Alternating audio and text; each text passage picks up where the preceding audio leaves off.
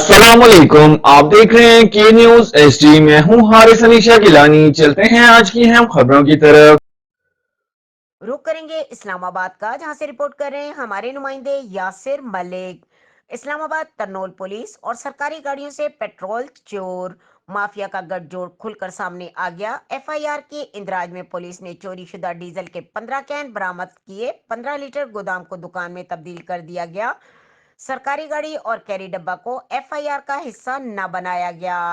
थाना तरनोल के हुदूद में गुज़िश्ता 5 साल से सरकारी गाड़ियों पेट्रोल चोरी का धंधा उरूज पर है, जिसके सरगना शाहिद मौलवी यासिर और नदीम हैं और बार बार रंगे हाथों पकड़े जाने के बावजूद खुलेआम पेट्रोल चोरी करने में मसरूफ अमल। गुज़िश्ता रोज हवालदार मलिक हुसैन दौरान गश्त शाहिद मौलवी को 2 साथियों समेत सरकारी गाड़ी से पेट्रोल चोरी करते हुए रंगे हाथों पकड़कर गाड़ी समेत थाने मुंतकिल कर दिया।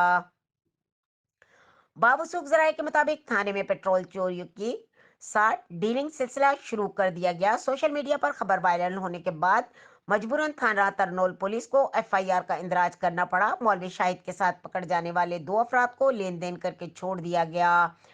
एफआईआर में भी पेट्रोल चोरों को मुकम्मल रिलीफ दिया गया। कैरी डब्बा जिसमें पेट्रोल लोड किया गया, इसको जिक्र तक न किया गया, जबकि मुल्जिमान को गोदाम को दुकान का रंग दिया गया।